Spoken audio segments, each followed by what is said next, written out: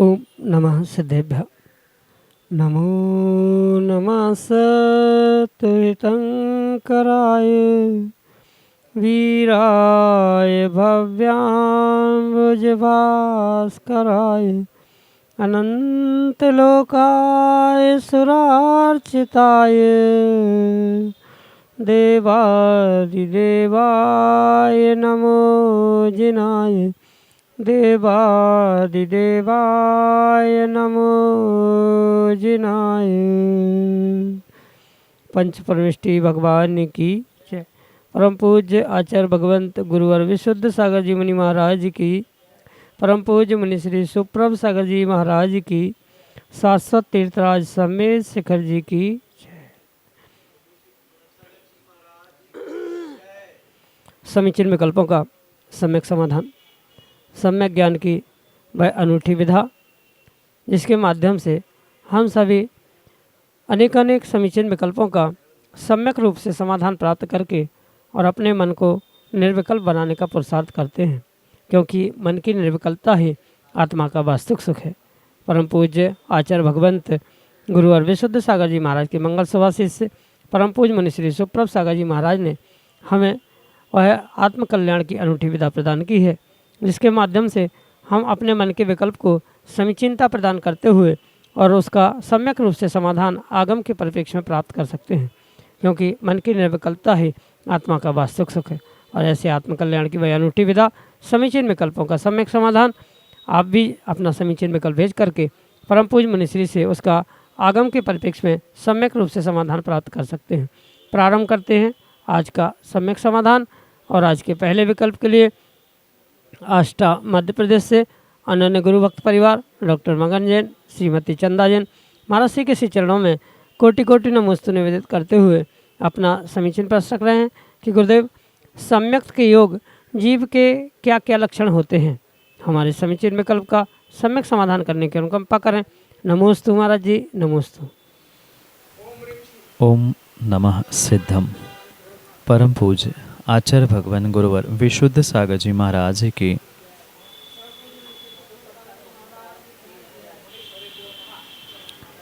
जो जीव सम्यक के योग्य होता है या जिसे सम्यक के अभिमुख कहा जा सकता है, जो एक भद्र मिथ्या दृष्टि के रूप में स्वीकार किया जाता है, ऐसा जीव एक नहीं अपितु अनेक लक्षण अनेक गुणों से युक्त हुआ करता है। और इस गुण और लक्षणों की परिप्रेक्ष्य में सामान्य रूप से अगर उनका वर्गीकरण किया जाए तो उन चार गुणों को लक्षण रूप स्वीकार किया जाता है उस सम्यक योग्य या सम्यक प्राप्ति को योग्यता, सम्यक प्राप्ति की योग्यता रखने वाले जीव के भीतर। क्योंकि पूर्ण रूप से सम्यक प्राप्त होने पर जो प्रशम, संवेग, अनुकंपा, आस्तिक आदि गुणों से युक्त होता है, कहीं न कहीं उन गुणों की झलक उस जीव के अंतरंग में अवश्य ही प्रकट होती है। जैसे कषायों का उपशमन होना स्वाभाविक रूप से उसका कुछ अंशों में देखने में आता है। जो कषायों की तीव्रता एक मिथ्या दृष्टि अभव्य जीव के पास होती है, उतनी उस भद्र मिथ्या दृष्टि जो सम्यक के अभिमुख है उसके पास नहीं होती। कुछ अंशों में तीव्रता से कषाय उदय में भी आ जाए तो तुरंत उपशम करते हुए वह प्रशम भाव को प्राप्त करने का प्रयास करता है। यह सत्य है कि पूर्ण रूप से वह प्रशम, संवेग, अनुकंपा, आस्तिक इन गुणों को प्रकट नहीं कर पाता है, पर कहीं न कहीं उन्हें प्राप्त करने का पूर्ण रूप से पुरुषार्थ वहाँ चलता है। कहीं न कहीं वह उस सम्यक प्राप्ति के साथ साथ अपने जीवन में मैं सम्यक और संयम को किस प्रकार से प्राप्त करूं, इन भावों को लेकर ही वह कषायों की उपशमना करने का, प्रशम करने का पुरुषार्थ करता है। संवेग यानी शरीर, विषय, भोग, इनके प्रति एक अंतरंग से ही उसकी उदासी प्रकट होने लगती है। मैं पुनः इस बात को कहूँ कि पूर्ण रूप से उसे अभी वैराग्य नहीं है, पूर्ण रूप से संवेग भावों से विषय भोगों से उदास भी नहीं हुआ है, पर कुछ अंशों में वह उस उदासी की ओर, मतलब विषय भोगों से उदासीन होने की ओर आगे बढ़ने का प्रयास करता है। उसका चिंतन, उसका मनन कहीं ना कहीं उस प्रशम संवेग भाव के प्रति उत्कृष्टता की चरम सीमा तक पहुंचने का होता है। सच्चे देवशास्त्र गुरु के प्रति उसका रुझान होने लगता है। पूर्ण रूप से तत्वों का भले ही निर्णय नहीं है, पर कहीं ना कहीं मैं तत्वों को समझूं, तत्वों का निर्णय करूं, ये विचार वह जीव पुनः पुनः प्राप्त करता है, जिससे प्रत्येक जीव के प्रति अनुकंपा, दया उसके भीतर स्थान प्राप्त करने का पुरुषार्थ करती है। जो एक अनुकंपा सम्यक दृष्टि का गुण है, उस पूर्व अवस्था में ही लक्षण रूप वह उसे प्रकट करने का पुरुषार्थ भी करता है और कुछ अंशों में वह अनुकंपा को प्राप्त भी करता है। साथ में आस्तिक्य, सच्चे देवशास्त्र गुरु की श्रद्धानुरूप, तत्वों के श्रद्धानुरूप वह आस्तिक गुण को भी प्रकट करने का प्रयास करता है। ये 4 गुणों के लक्षणों से और भी बहुत सारे लक्षण सामान्य रूप से स्वीकार किए जा सकते हैं, पर मुख्यतः इन 4 गुणों के लक्षण रूप उनका वर्गीकरण किया जा सकता है। यही सम्यक दृष्टि के उस अभिमुख जीव के लक्षणों का सामान्य रूप से कथन आपके लिए सम्यक समाधान से। पायल जैन, मजवा, उत्तर प्रदेश से महाराज जी के चरणों में बारंबार नमोस्तु निवेदित करते हुए अपना समीचीन प्रश्न कर रहे हैं कि महाराज जी, हमारे ही धर्म में जो अन्य संप्रदाय वाले जो कि पंचम काल में दिगंबर संतों को नहीं मानते, तो उनके यहाँ पंच कल्याणक में प्रतिमा को सूर्य मंत्र कौन देता है? हमारे समीचीन विकल्प का सम्यक समाधान करने की अनुकंपा करें। नमोस्तु महाराज जी, नमोस्तु।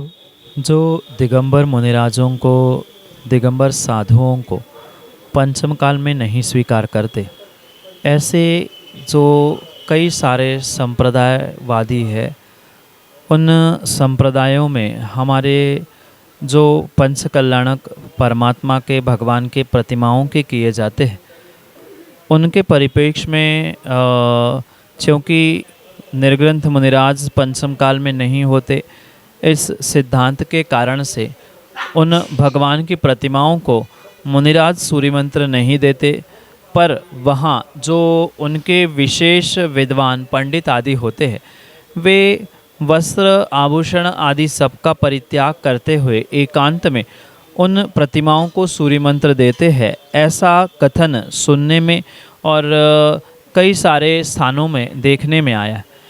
इसका कोई ऐसा आगम प्रमाण नहीं है कि किन्हीं विशेष अवस्था में किन्हीं सामान्य जीवों के द्वारा या विद्वानों के द्वारा सूर्य मंत्र नहीं दिया जाता, क्योंकि पूर्व काल में भी ये दृष्टांत प्राप्त होते हैं कि जैसे हजारों किलोमीटर दूर तक मुनिराज नहीं होते थे, तब जाके किन्हीं विद्वानों के द्वारा वस्त्र आदि का त्याग करते हुए एकांत में सूर्य मंत्र दिए गए हैं।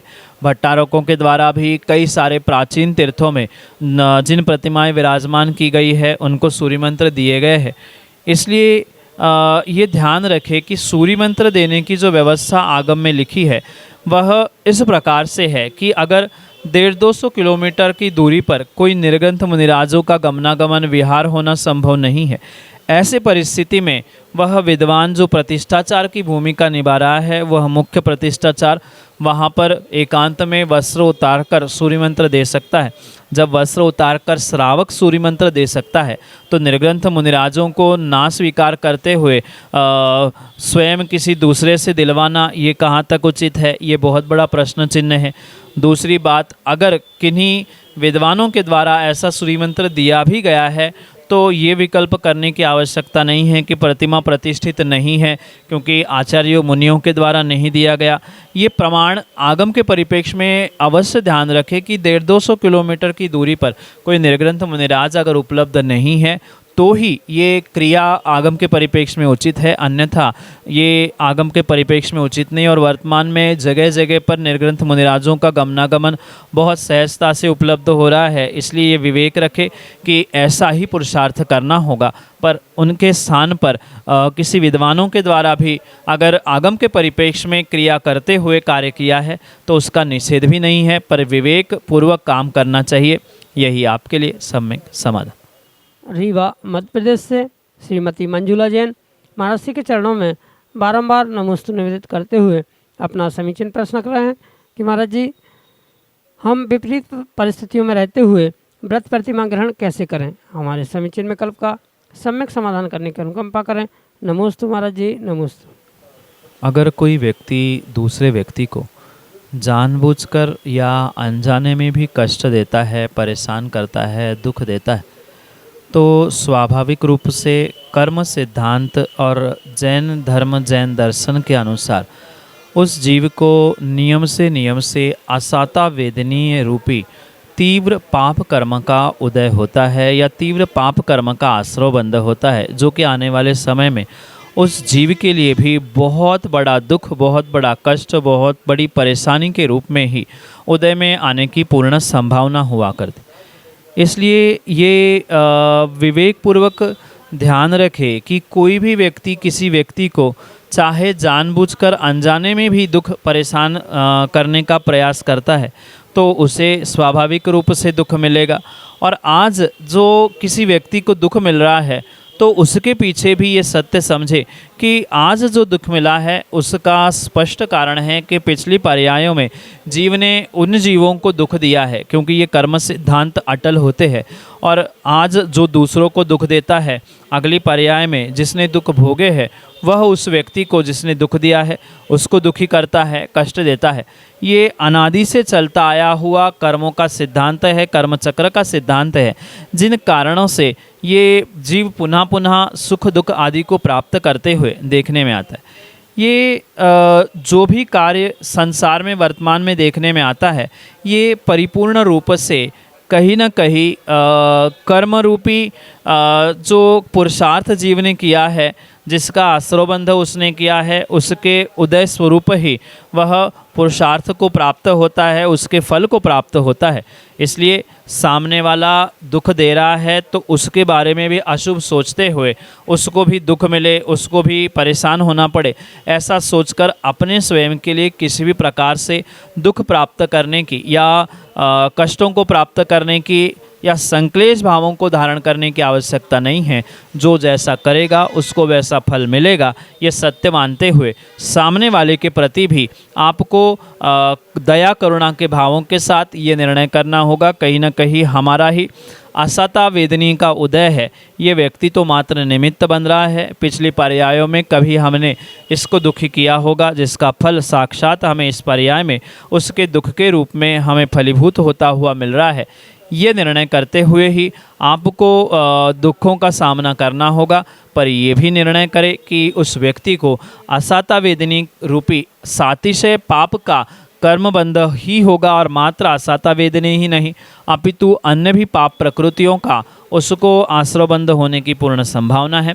यही आपके लिए सम्यक समाधान।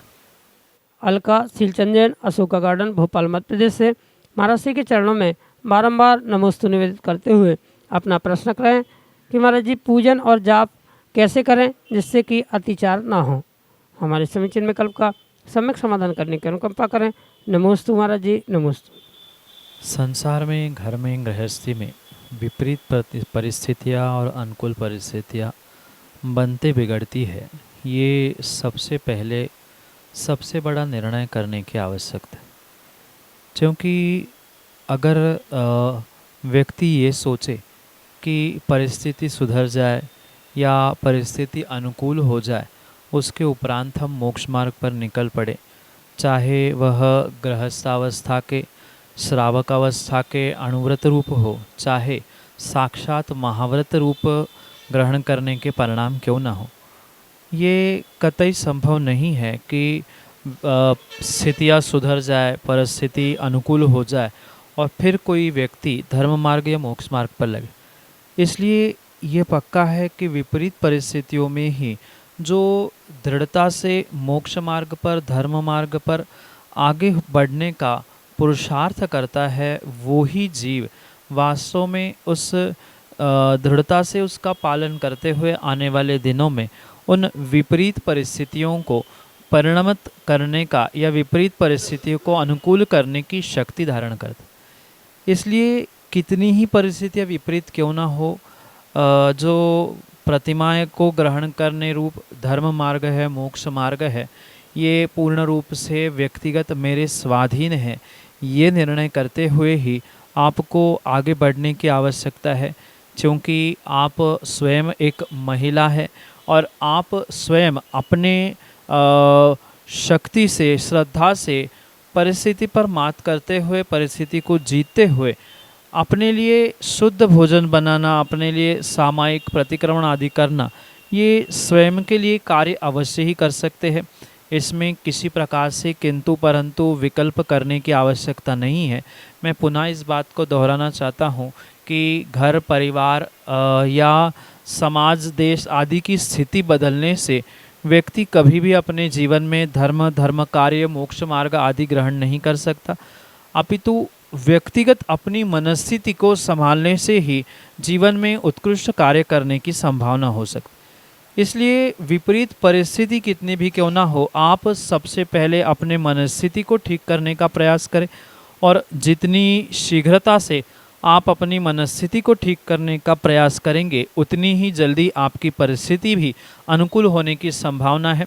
और परिस्थिति मनस्थिति दोनों अनुकूल हो जाएगी तो स्वाभाविक रूप से आप अपने जीवन में व्रत प्रतिमा ही क्या, आने वाली और भी प्रतिमाओं को धारण करते हुए अपने मोक्ष मार्ग और धर्म मार्ग को अवश्य ही प्रशस्त कर सकते हैं। इसलिए अपने मनस्थिति को ठीक करें, ना कि परिस्थिति को। परिस्थितियाँ तो विपरीत अनुकूल बनती बिगड़ती रहती है, पर अगर हमारी मनस्थिति उत्कृष्ट है तो हम नियम से उस व्रत प्रतिमा और महाव्रतों को भी धारण करते हुए अपने आत्मा का कल्याण कर सकते हैं। यही आपके लिए सम्यक समाधान। दिशा जैन, भोपाल, मध्य प्रदेश से महाराज के चरणों में बारंबार नमस्ते करते हुए अपना समीचीन प्रश्न रख रहे हैं कि महाराज जी, क्या शांति धारा के कलश में सबको हाथ लगाना जरूरी होता है जब बोलते हैं करोतु शांतिम भगवान जिनेन्द्र? हमारे समीचीन विकल्प का सम्यक समाधान करने की अनुकंपा करें। नमोस्तु महाराज जी, नमोस्तु। चाहे श्रावकों के लिए पूजन आदि आवश्यकों का कथन हो या जप जाप की व्यवस्था हो, वह पूर्ण रूप से आपको विवेक पूर्वक ही करने की आवश्यकता है। कहने का अभिप्राय ये है कि जब तक जीव पूजन पाठ, अभिषेक, जाप, सामायिक आदि क्रियाओं में विवेक धारण नहीं कर पा रहा है, तब तक किसी प्रकार से वह अतिचारों से नहीं बच सकता।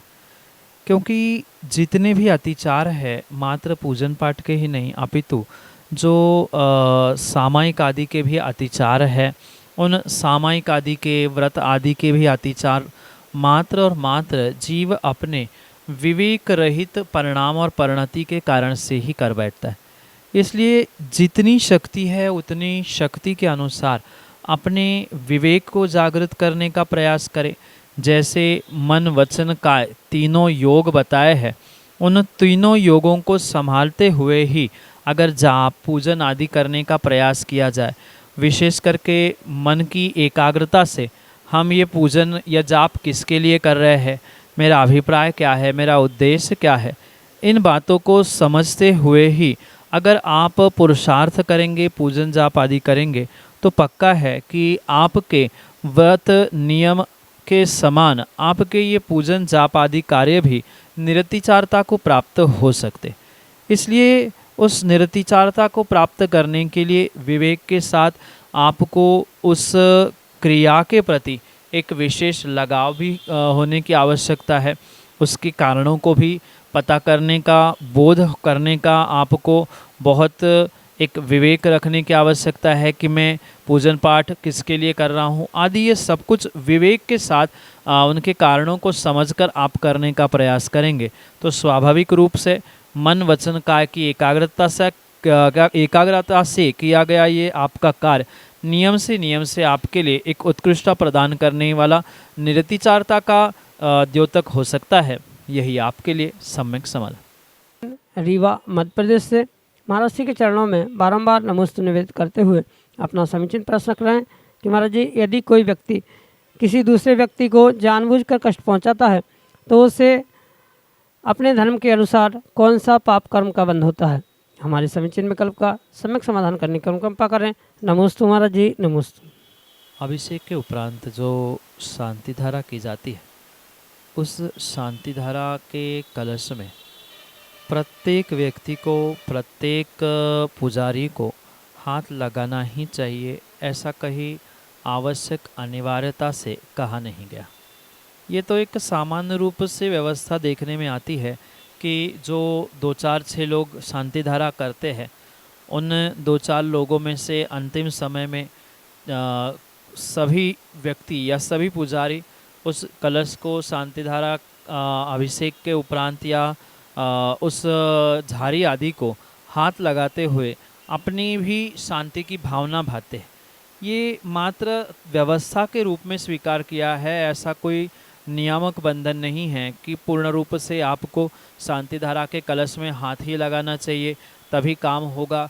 क्योंकि स्वयं ने अगर की है तो ही वह शांति धारा कार्यकारी है, या माना कि शांति धारा करते समय कोई हाथ नहीं लगा पा रहा है या नहीं भी लगाया है, मात्र उत्कृष्ट भावना है, जो शांति धारा के माध्यम से भावना भा रही है या जो भी वहाँ मंत्रों के माध्यम से कथन किया जा रहा है, अभिप्राय है कि करो तो शांति भगवान जिनेन्द्र संपूजका नाम प्रतिपालका नाम, सभी जीवों का कल्याण हो, सबको सुख शांति का वेदन हो, इन भावनाओं से जो ये शांति धारा की जाती है उसकी मात्र अनुमोदना भी की है तो भी उसका पूर्ण पुण्य या पूर्ण फल व्यक्ति प्राप्त कर सके। इसलिए आवश्यक नहीं है कि हाथ लगाने से ही आपकी अनुमोदना होती है।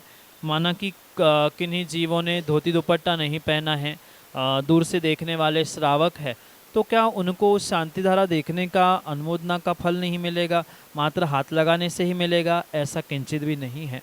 मात्र हाथ लगाने से ही शांति धारा का पुण्य नहीं, अपितु पूर्ण रूप से उस क्रिया से जुड़ने से, उस क्रिया की अनुमोदना करने से, दूसरों के द्वारा करवाने से भी जीव नियम से उस उत्कृष्ट पुण्य को प्राप्त कर सकता है। इसलिए शांति धारा आदि के माध्यम से जो पुण्य कार्य किया जा रहा है उस क्रिया में संलग्न होने के लिए हाथ लगाने से ही पुण्य मिलता है, ऐसा नहीं है।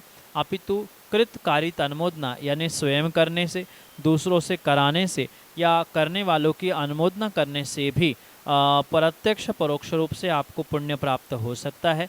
इसलिए अनिवार्यता हाथ लगाने की नहीं, अपितु अपने भावों को वहाँ व्यवस्थित करते हुए, भाव संजोके हुए विशेष रूप से अपने भावों को खड़े करने की और भावों से अनुमोदना करने की आवश्यकता है, जिसके माध्यम से आप उस भावना तक पहुँचते हुए कर्मों के निर्जरा, पुण्य की प्राप्ति आदि सब कुछ कार्य कर सकते हैं। यही आपके लिए सम्यक समाधान।